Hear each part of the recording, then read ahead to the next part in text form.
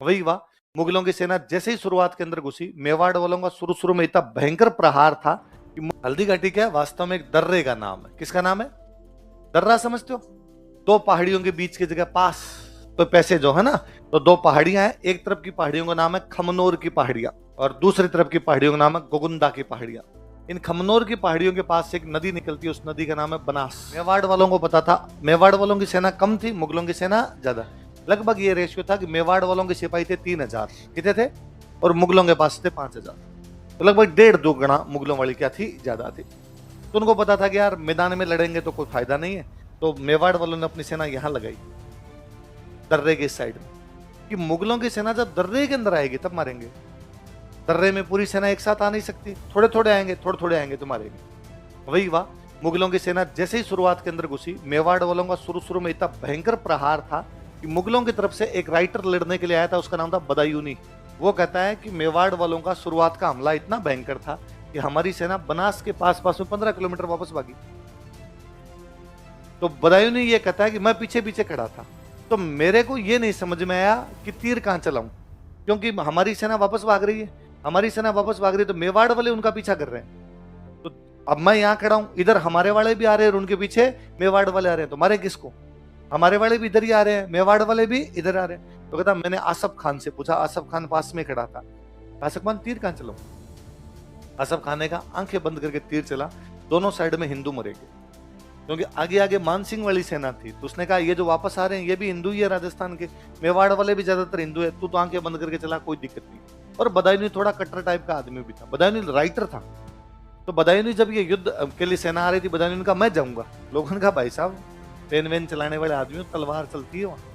तो बदायूनी ने कहा था जब वहां हिंदुओं का खून बहेगा मैं अपनी दाढ़ी की लगाऊंगा, दाढ़ी लाल करनी है मुझे खून से। तो आसफ खान ने कहा दाढ़ी तेरी लाल हो जाएगी, खून दोनों तरफ से हिंदुओं का बहेगा, तू तो चला। तो बदायूं ने कहता आपने तो आंखें बंद करके तीर चलाने शुरू किए, पर थोड़ी देर चलाए फिर हमें भी भागना पड़ा। अब ये दर्रा क्रॉस हो गया, दर्रा क्रॉस होने के बाद में सेना आ गई मैदान में, कहां पर आ गई, पीछे भागे तो दर्रा क्रॉस हो गया। ये जो मैदान है ना, इस मैदान का नाम है बादशाह बाग का मैदान। क्या नाम है?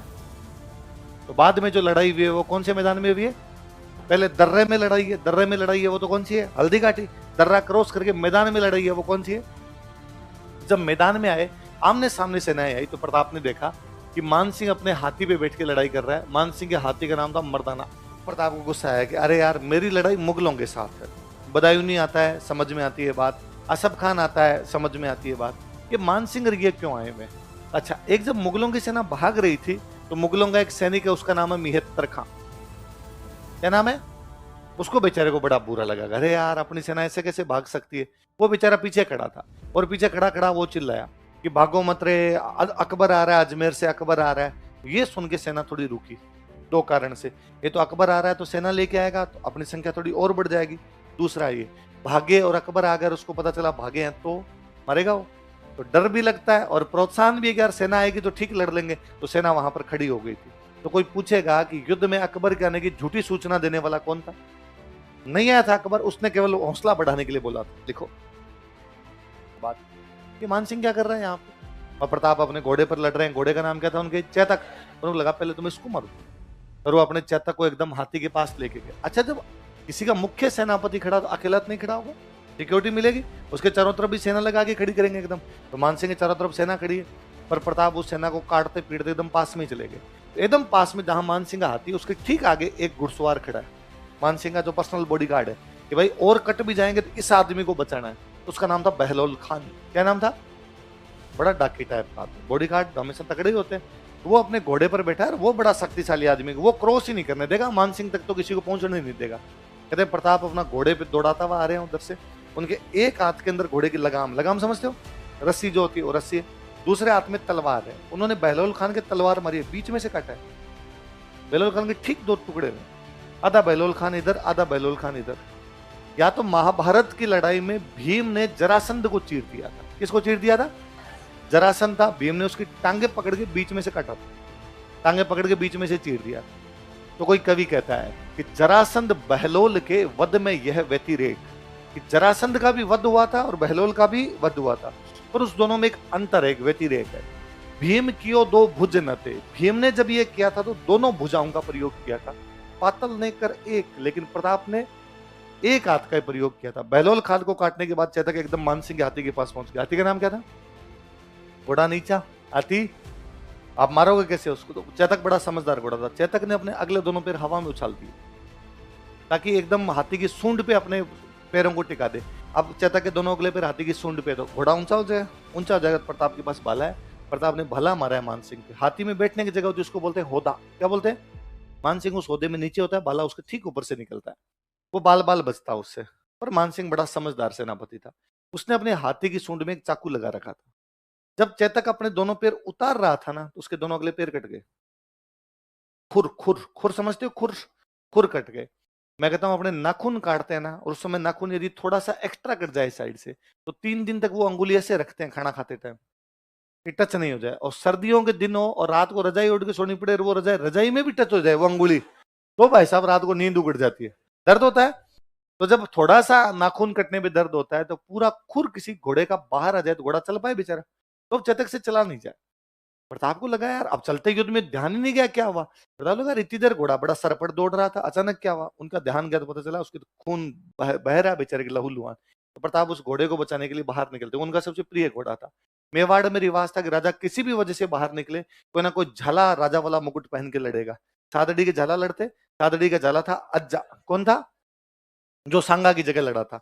इस बार जब प्रताप चेतक को बचाने के लिए बाहर निकले, इस बार जो झाला था उसका नाम था बिद्दा। क्या नाम था?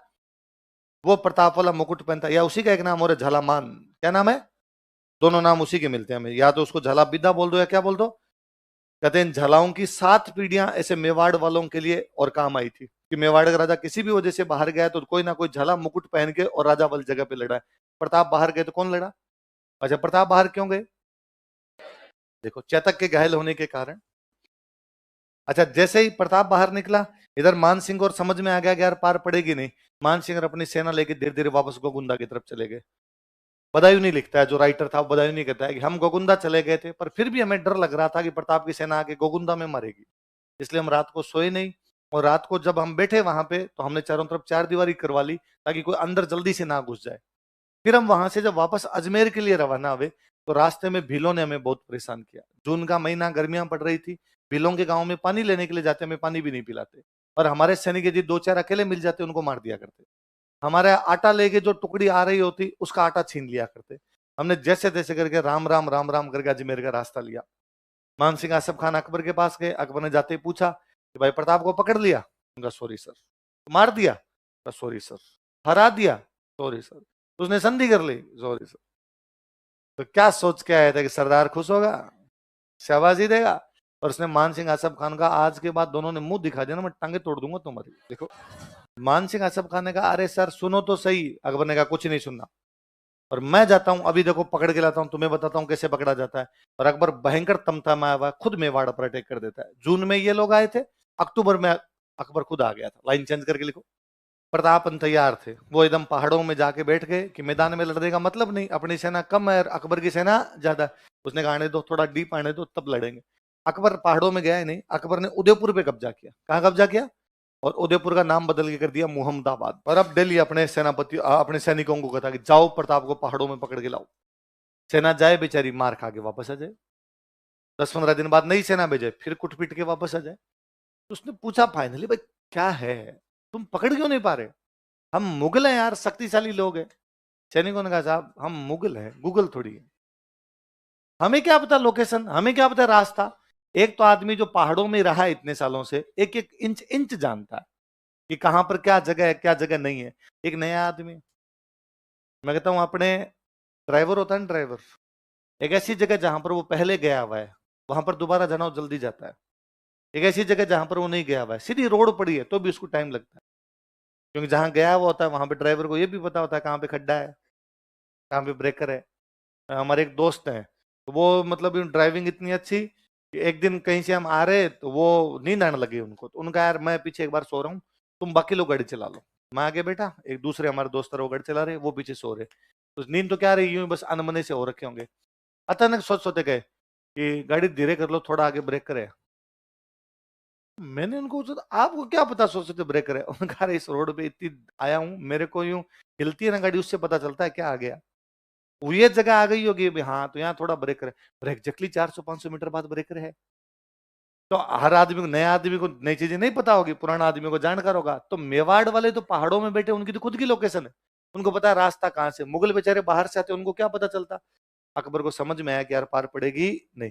अकबर यहाँ से वापस चला जाता है, दो लोगों को उदयपुर में छोड़ के जाता है। एक तो मान सिंह के अंकल है, नाम है जगन्नाथ कछवाहा, और एक व्यक्ति हो रहा है, उनका नाम था फखरुद्दीन। क्या नाम था उसका? किस किस को सौंप दिया बताओ? अब अकबर वापस गया, यहाँ से वापस गया तो आगे मान सिंह और आसफ खान तैयार खड़े थे। उनका अच्छा वो पीछे पकड़ के ले आया क्या प्रताप को? अकबर ने कहा कल से दोनों दरबार में आ जाना। उनका हमने तो पहले ही कहा था यार, वहां पार नहीं पड़ती है। अकबर ने इस बार एक नया सेनापति उतारा, उस सेनापति का नाम था शाहबाज खान। क्या नाम था? गजब कमांडर था। और शाहबाज खान का, शाहबाज खान प्रताप को पकड़ के लाओ, और यदि प्रताप को नहीं पकड़ पाओ तो मेरे को मुंह मत दिखाना। शाहबाज खान ने कहा पक्का। शाहबाज खान आया, उसने पता लगाया प्रताप कहाँ पे, पता चला कुंभलगढ़ के किले में। कौन से किले में? उसने कुंभलगढ़ पे 3 अटैक किए, 77, 78 और 79। कब कब बताओ? कौन से किले पे? किसको पकड़ने के लिए? किसने अटैक किए? फिर वो पंजाब चला गया, क्योंकि मुंह नहीं दिखाना था ना। देखो, छोटी क्लासों में कभी आपने दोहे सुने हो तो, रेमन धागा प्रेम कार मत तोड़ो छिटकाए, टूटे से फिर ना जुड़े जुड़े। वो दोहे गाने वाले व्यक्ति हैं अब्दुल रहीम। कौन है? इस बार अकबर ने रहीम जी को सेनापति बना के भेजा कि रहीम जी आप जाओ और आप जाके पकड़ के लाओ प्रताप को। रहीम जी ने कहा यार मैं प्रेम के दोहे लिखने वाला आदमी, कहां तलवार वलवार चलवाओगे तुम, कि नहीं जाओ। रहीम जी हालांकि बहुत अच्छे योद्धा हुए, बड़े गजब के योद्धा थे, कई युद्ध लड़े थे रहीम जी ने। पर रहीम जी का महाराणा प्रताप के प्रति थोड़ा सॉफ्ट कॉर्नर था। उनको लगता था यार संधि मतलब दोस्ती, दोस्ती किससे होती है? जो करना चाहता है। ये थोड़ी है किसी से जबरदस्ती करो मेरे से दोस्ती कर। यदि महाराणा प्रताप नहीं करना चाहता संधि मुगलों से, तो फिर किस बात की जबरदस्ती है? प्रताप अपना रहे, मुगल अपने रहे। जो करना चाहेगा, हमारे अम्ब्रेला में आना चाहता है, हमारे साथ जुड़ना चाहता है, वो आ जाए, नहीं जुड़ना चाहता अलग रहे। और अकबर ने भेज दिया, बादशाह की आज्ञा तो कैसे टाले। उदयपुर में अपने एक जगह पड़ती है शेरपुर, वहां आके बैठ गए। प्रताप पे कोई अटैक नहीं किया। और यहाँ उदयपुर में बैठे बैठे शिकार, दिन में जाए शिकार करने, शाम को कुछ मार मुर के लाए, खा पी के सो जाए। और अकबर को मैसेज कर दे 10 एक दिन के अंदर कि प्रताप को पकड़ने के लिए गए थे, थोड़ा सा बच गया बाल बाल, इस बार पकड़ लेगा। अकबर उधर से वापस रिप्लाई करे, कीप इट अप ब्रो, लगे रहो। अच्छा अकबर ये तो कह नहीं सकता ना भाई क्यों नहीं पकड़ पाए, कि कल को अकबर ये कदे क्यों नहीं पकड़ पाए, तो रहीम जी वापस पूछ ले, मान सिंह, आसफ खान, तू खुद और शाहबाज खान चारों मिलके बता दो कैसे पकड़ना है, तुम भी तो आए थे। तो अकबर क्या कहता, अरे वेरी गुड वेल ट्राई, लगे रहो अपने। तो अब एक दिन रहीम जी शिकार करने के लिए गए हुए, दिन में प्रताप का बेटा है अमर सिंह, अमर सिंह को घूमता घूमता उधर चला गया जिधर मुगलों के कैंप थे। उसने देखा कि मुगलों के कैंप में कोई दिख ही नहीं रहा, तो उसको लगा मुगल कैंप छोड़ के चले गए यहाँ से। वो पास में गया, जाके आवाज लगाई, भाई रहीम जी रहीम जी। अंदर से महिलाओं की आवाज है कि भाई रहीम जी तो बाहर गए हुए। उसने कहा घर पे कोई भी पुरुष हो उसको भेजो, मुझे बातचीत करनी है। उसने कहा भाई घर पे कोई पुरुष नहीं है, सब शिकार के लिए गए, आप शाम को आके बातचीत करना। उसने कहा सच्ची, तुम बाहर आ जाओ तो सारी। वो सारी महिलाओं को गिरफ्तार कर लिया। आगे प्रताप खड़े अपने कैंप में, उन्होंने देखा कि आगे आगे अमर सिंह आ रहा है, पीछे पीछे महिलाएं बेचारी रोती पीटती सी, कहाँ लेके जा रहा है डाकी, हमें छोड़ दे। और अमर सिंह कह रहा है चुपचाप फॉलो में, एक लाइन में चलो सब। प्रताप ने पूछा अरे है कौन, क्या क्या लेके है, ये क्या है? उसने कहा ये मैं देख लूंगा आप मेरे हिसाब से।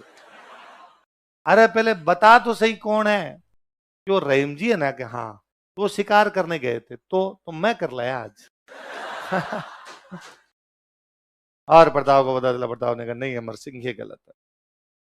युद्ध सैनिकों से होता है, महिलाओं और बच्चों के साथ में। महिलाएं और बच्चे सबके लिए बराबर है।